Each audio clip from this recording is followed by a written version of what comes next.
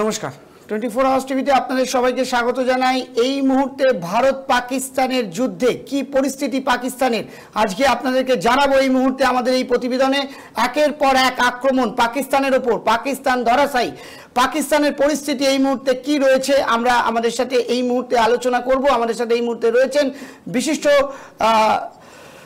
আমাদের সাথে রয়েছেন রাজনৈতিক বিশ্লেষক গৌতম দত্তবাবু, আমাদের সাথে এই মুহূর্তে রয়েছেন সরাসরি আমাদের সাথে লাইভ অনুষ্ঠানে। আমরা আপনাকে জানাবো যে যেভাবে 22শে এপ্রিলে পালগাঁওতে যেভাবে আমাদের ভারতীয়ের ওপরে যেভাবে আক্রমণ করা হয়, সেই আক্রমণের প্রতিশোধ নিতে ভারত আক্রমণ করেছে পাকিস্তানকে। ভারতের এই আক্রমণ সিন্দুর অ্যাটাক একের পর এক ভারতের জঙ্গি ঘাঁটিগুলোকে ধ্বংস করে দিচ্ছে, নষ্ট করে দিচ্ছে এবং করাচি থেকে শুরু করে পাকিস্তানের রাজধানী ইসলামাবাদে ভারতের আক্রমণ এবং পাকিস্তান ধরাশায়ী। এই মুহূর্তে পাকিস্তানের পরিস্থিতি এই মুহূর্তে কি রয়েছে এবং তারা যুদ্ধের জন্য কতটা প্রস্তুত রয়েছে, তারা কতটা যুদ্ধ করতে পারবে ভারতের সাথে, আজকে এই সব বিষয়ে আলোচনা করব। রাজনৈতিক বিশেষজ্ঞ আমাদের সাথে রয়েছে গৌতম দত্তবাবু। গৌতম বাবুর কাছে সরাসরি জানতে হবে। গৌতম বাবু, কিভাবে দেখছেন গৌতম বাবু একের পর এক আক্রমণ? আমরা দেখছি যে সিন্দুর 2 আক্রমণ শুরু হয়ে গেছে ভারতের এবং পাকিস্তানের বিভিন্ন জায়গায়, করাচি, ইসলামাবাদ থেকে শুরু করে করাচির রাজধানীতে আক্রমণ চালিয়েছে ভারত এবং সেখানে একের পর এক জঙ্গি ঘাঁটিগুলোকে নষ্ট করে দিয়েছে। কিভাবে দেখছেন?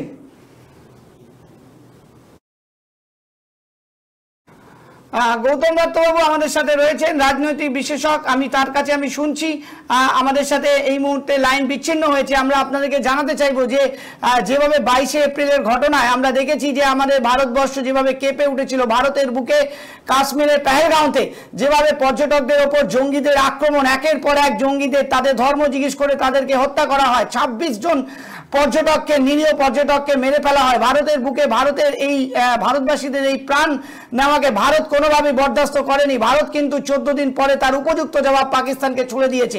পাকিস্তানের মাটিতে গিয়ে পাকিস্তান অধিকৃত কাশ্মীরে যেখানে জঙ্গিদের ঘাঁটি রয়েছে পাকিস্তানের, সেই ঘাঁটিগুলোকে লক্ষ্য করে করে 9টি ঘাঁটিকে নাস্তানাবুদ করে দিয়েছে ভারত এবং তারপরে ইসলামাবাদ থেকে শুরু করে পাকিস্তানের রাজধানী, সেখানে কিন্তু অভিযান চালিয়েছে ভারত এবং একের পর এক মিসাইল সেখানে এয়ারক্রাফট থেকে আক্রমণ চালিয়েছে ভারত এবং তার ফলে কিন্তু ভারতের এই আক্রমণের পাকিস্তান অনেকটাই ধরাশায়ী। এবং পাকিস্তানের এই মুহূর্তে যে পরিস্থিতি রয়েছে, এই মুহূর্তে একদিকে বন্যা, একদিকে ভারতের আক্রমণ, পাকিস্তান কিন্তু দুদিক থেকেই ঘিরে গেছে এবং রাষ্ট্রপুঞ্জের কাছে কিন্তু পাকিস্তানের এই যে ঘটনা, যেভাবে সন্ত্রাসবাদী কার্যকলাপ চালিয়ে যাচ্ছে, তাতে কিন্তু কোনো দেশই পাকিস্তানের কিন্তু পক্ষে নেই, চীন ছাড়া। ভারতের পক্ষে রয়েছে বিভিন্ন শক্তিশালী দেশগুলো, রাশিয়া, আমেরিকা, তারা কিন্তু ভারতের সমর্থনে রয়েছে এবং যেভাবে জঙ্গি হানার বিরুদ্ধে ভারত যেভাবে তার কার্যকলাপ চালাচ্ছে তার সমর্থন করেছেন কিন্তু রাশিয়া, আমেরিকা থেকে শুরু করে ইসরায়েল, বিভিন্ন শক্তিশালী দেশগুলো ভারতের পাশে রয়েছে। পাকিস্তান এই মুহূর্তে এক প্রকারে ধরাশায়ী হয়ে গেছে। পাকিস্তান যে তাদের যে একটা চিন্তা ভাবনা ছিল, যেভাবে তারা ভারতের ওপরে আক্রমণ করতে চেয়েছিল, ভারতের ক্ষতি করতে চেয়েছিল, ভারতকে এক প্রকারের সন্ত্রাসবাদী হামলায় ভারতের ওপরে চালাতে চেয়েছিল, সেটা কিন্তু পাকিস্তানের এই প্রচেষ্টা ব্যর্থ হয়ে গেছে। পাকিস্তান বুঝতে পেরেছে যে ভারতের কি ক্ষমতা। 1965 থেকে 1971 এবং তারপরে 1999 যেভাবে ভারত পাকিস্তানকে বারবার ধরাশায়ী করেছে এবং পাকিস্তানের সৈন্যকে ভারতের পায়ের তলায় এসে তাদেরকে কিন্তু আত্মসমর্পণ করতে হয়েছে। তার ফলেই কিন্তু পূর্ব পাকিস্তানটা বাংলাদেশ হতে পেরেছে এবং 1999-তে কারগিলের যুদ্ধে যেভাবে ধরাশায়ী করেছিল অটল বিহারীর নেতৃত্বে, সেটা কিন্তু প্রশংসনীয়। পাকিস্তান সেটা জানে, কিন্তু পাকিস্তান তারপরেও তার নিয়ে স্বভাব চেঞ্জ করতে পারেনি। বারংবার ভারতের উপরে তারা কুদৃষ্টি দিয়েছে এবং তার ফলে ভারত কিন্তু এবার তার পাল্টা আক্রমণ শুরু করেছে। আমরা দেখেছি যে 3 দিন আগে কিভাবে এয়ারক্রাফটের মাধ্যমে ভারত পাকিস্তান অধিকৃত কাশ্মীরে যেখানে তাদের জঙ্গি ঘাঁটি ছিল সেগুলোকে নষ্ট করে দিয়েছে। তারপরে কিন্তু ভারত থেমে থাকেনি। ভারতের কিন্তু এয়ারফোর্স কিন্তু একের পর এক পাকিস্তানের যে জঙ্গি ঘাঁটিগুলো হচ্ছে চিহ্নিত করে করে কিন্তু ধ্বংস করে দিয়েছে। আমরা দেখেছি আগামীকাল ইসলামাবাদ পাকিস্তানের রাজধানী, সেখানে কিন্তু টোটাল ব্ল্যাকআউট করে দেওয়া হয়েছে এবং সেখানে ভারতীয় বিমানের একের পর এক আক্রমণ এবং সেটা কিন্তু ধরাশায়ী হয়েছে পাকিস্তান এক প্রকার। আমাদের সাথে রাজনৈতিক বিশেষজ্ঞ গৌতম দত্ত রয়েছে। গৌতম বাবুকে শুনবো। গৌতম বাবু, কি পরিস্থিতি এই মুহূর্তে দেখছেন পাকিস্তানের? এই মুহূর্তে পাকিস্তানের পরিস্থিতি ভয়াবহ।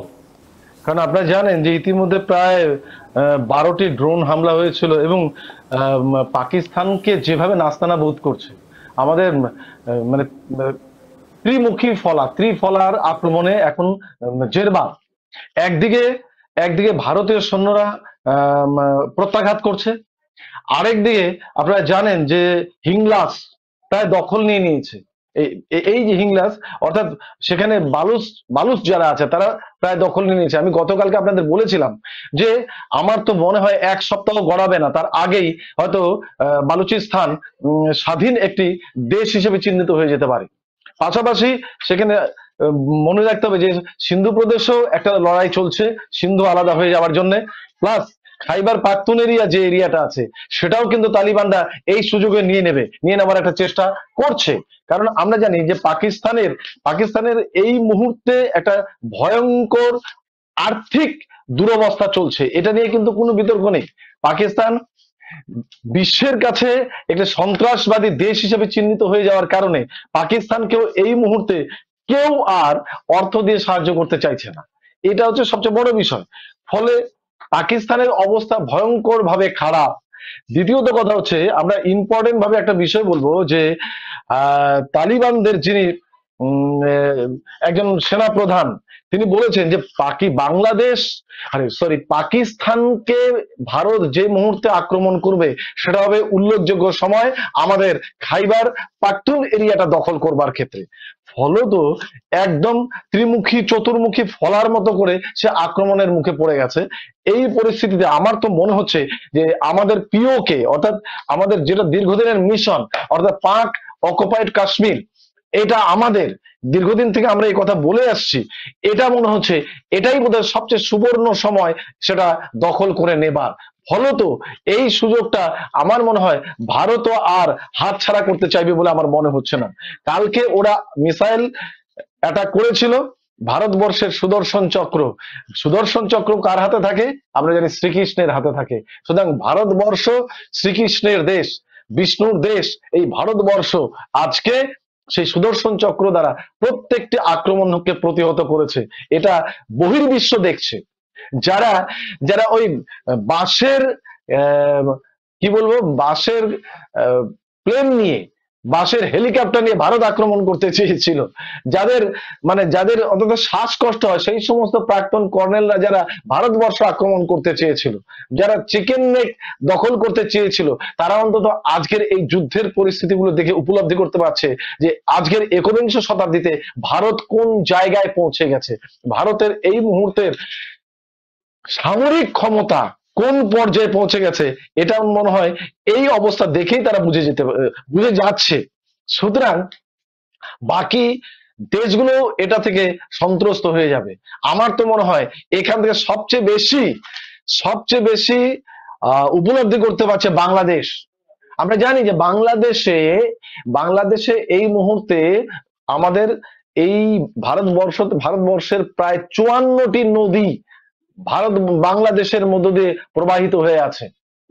ভারত মনে করে যদি পাকিস্তানের মতো যদি ভারত যদি বাংলাদেশের কথা মনে করে, তাহলে বাংলাদেশকে আগামী মরশুমে পেঁয়াজ কিনে খেতে হবে 600 টাকা কেজি দরে। সুতরাং বাংলাদেশকেও আজকে সবক শেখানোর প্রশ্ন এসে গেছে। বাংলাদেশ হারে হারে বুঝতে পারছে যে কি যুদ্ধের পরিণতিতে আমাদের কপালে কি পরিণতি হতে পারে। এবং সবচেয়ে আরেকটা কথা বলি, যে গঙ্গা চুক্তির কথা বলছি, আমি একটু অন্যভাবে বলছি আজকে যুদ্ধের আবহে। এই গঙ্গা চুক্তিও কিন্তু 2026 সালে শেষ, এবং তার পরবর্তীতে সময় সেখানেও যদি একইভাবে আজকে যেভাবে সিন্ধু জলকে আটকে দিয়েছে, আবার আরেক দিকে চন্দ্রভাগা থেকে শুরু করে বিভিন্ন জায়গায় যেভাবে জল ছেড়ে দিয়ে একদিকে বন্যা প্লাবিত করে দিচ্ছে, আরেকদিকে খরা পরিস্থিতি তৈরি করে দিচ্ছে শুকা মরশুমে, যাতে তারা খাবার জোগাড় করতে না পারে, চাষবাস করতে না পারে। এই অবস্থা যদি বাংলাদেশের হয়, যারা এখন সন্ত্রাস জঙ্গিবাদের আতুরঘর হয়ে পরিণত হয়েছে পাকিস্তানের পরে, তাদের পরিণতি কিন্তু এই জায়গায় এসে দাঁড়াবে। সুতরাং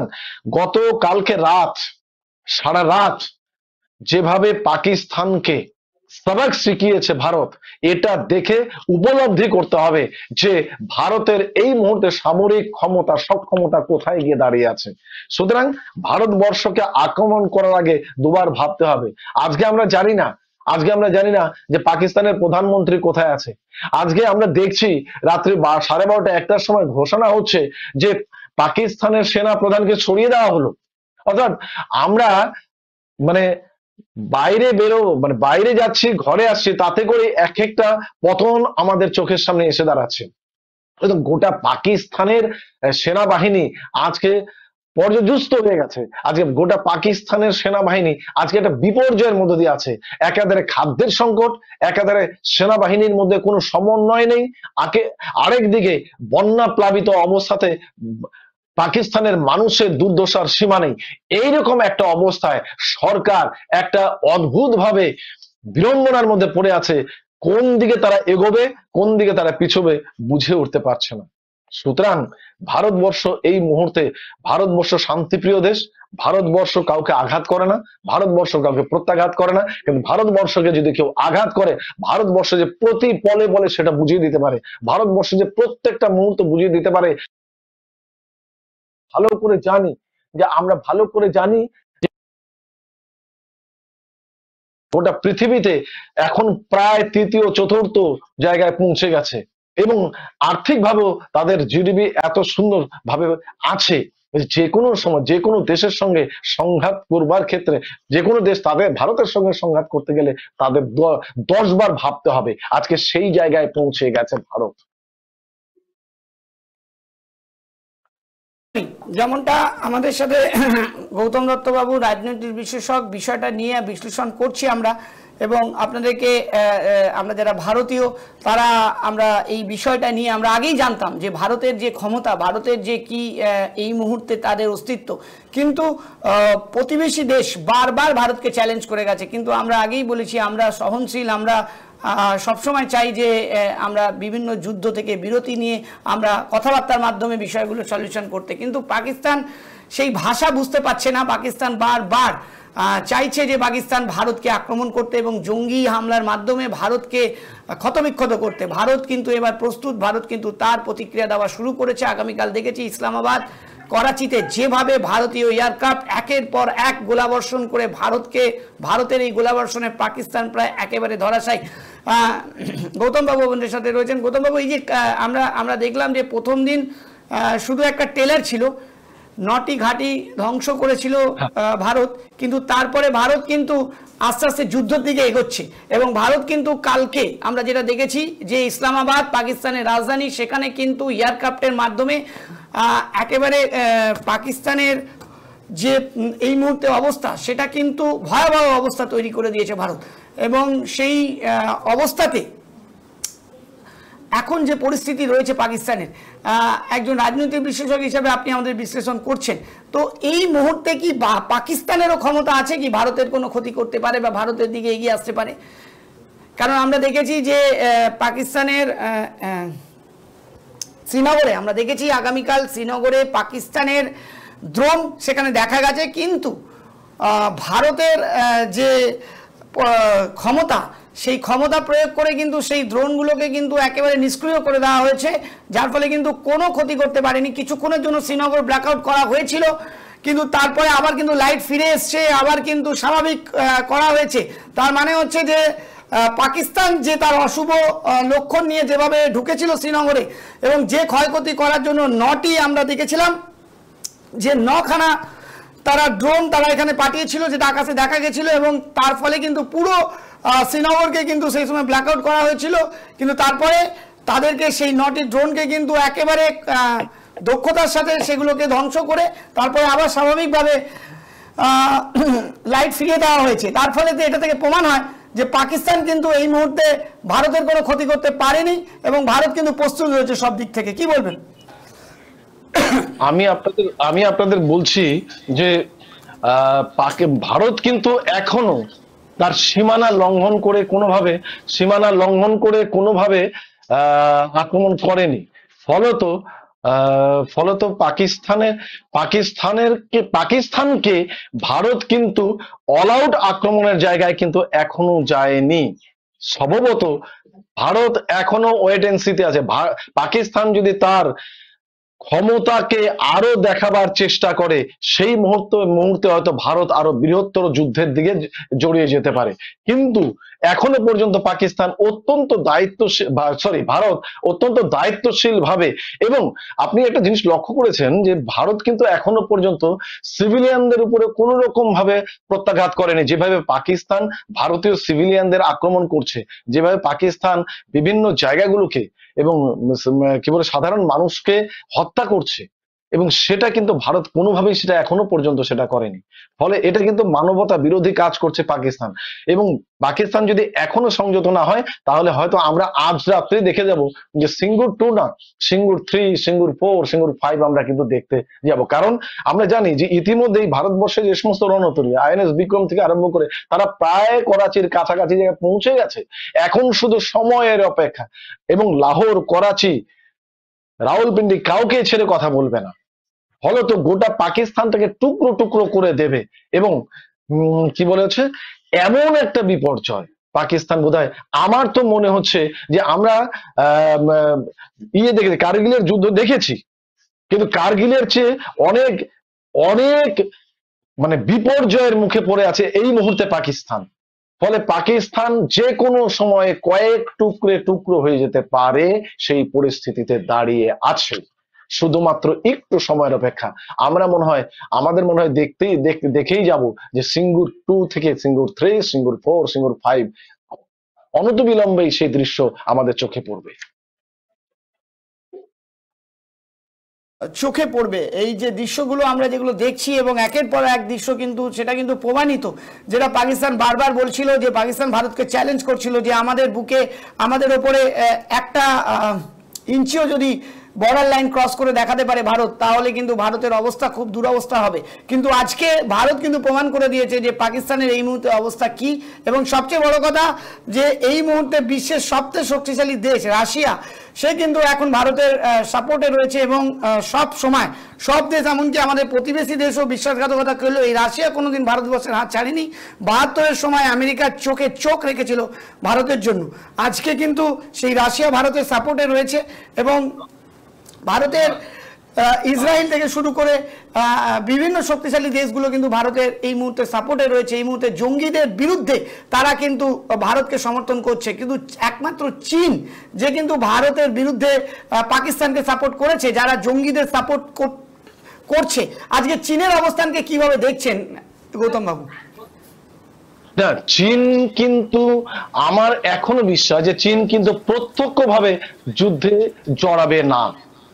কারণ ট্যারিফের পরে চীনের প্রচুর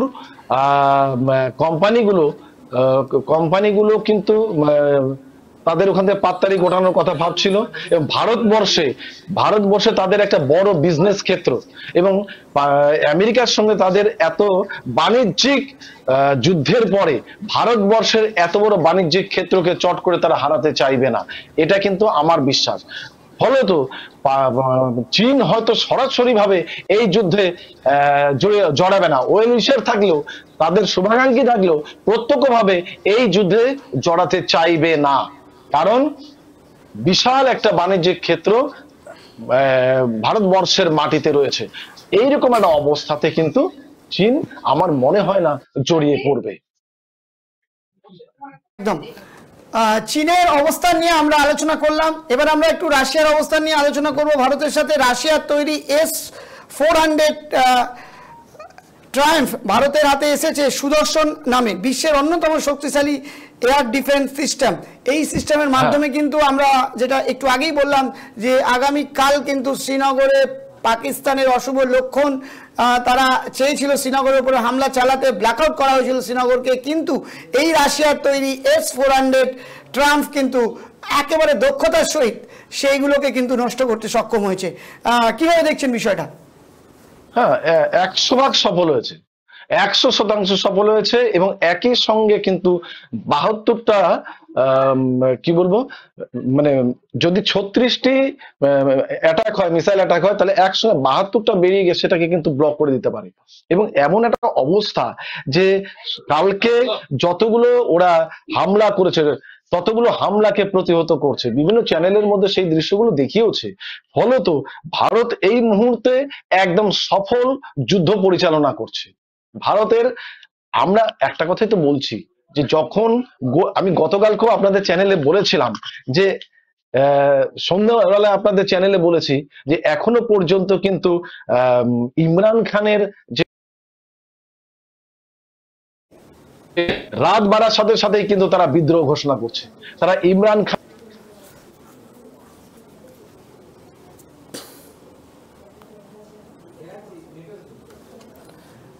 যেমনটা গৌতম বাবু বলছেন যে রাত বাড়ার সাথে সাথে পাকিস্তানের সাথে যে ভূখণ্ডগুলো জড়িত রয়েছে, বালুচিস্তান,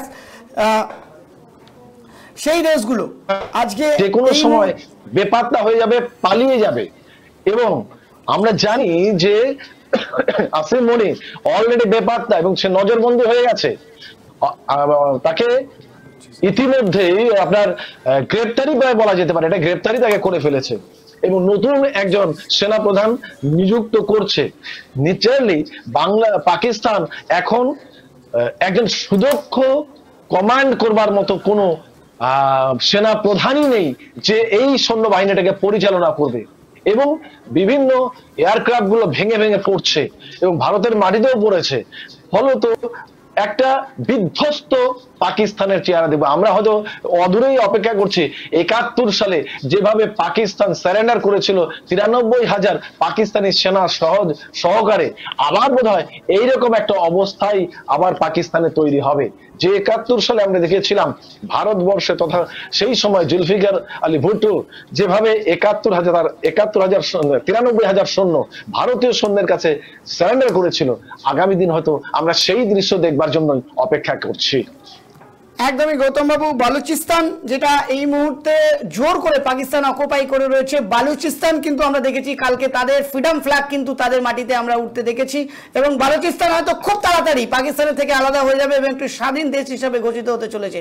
যেভাবে বালুচিস্তানের উপর পাকিস্তান জোর করে যেভাবে কবজা করে রয়েছে এবং যেভাবে তাদের উপরে অত্যাচার জুলুম চালাচ্ছে, এই সুযোগে কিন্তু ভারতের এই যে প্রত্যাঘাত, এই সুযোগে কিন্তু বালুচিস্তান সম্ভবত খুব তাড়াতাড়ি আলাদা হতে চলেছে পাকিস্তান থেকে। কিভাবে দেখছেন বিষয়টা? আমি আপনাকে কালকে বলেছিলাম 7 দিন, আমার মনে হচ্ছে এটা আমি একটু বেশি সময় দিয়ে ফেলেছিলাম। এটা অত সময় না দিলেই ভালো হয়। আমার তো মনে হচ্ছে যে এটা আর 2-3 দিনের মধ্যে যা সিদ্ধান্ত নেবে আজকালের মধ্যে হয়ে গেছে অলরেডি, আর 2-3 দিনের মধ্যে এটা এবং স্বাধীনতার ফ্ল্যাগ আমরা দেখতে পেরেছি বালুচিস্তান, তাদের স্বাধীন ফ্ল্যাগ কিন্তু তাদের মাটিতে উঠতে দেখা গেছে।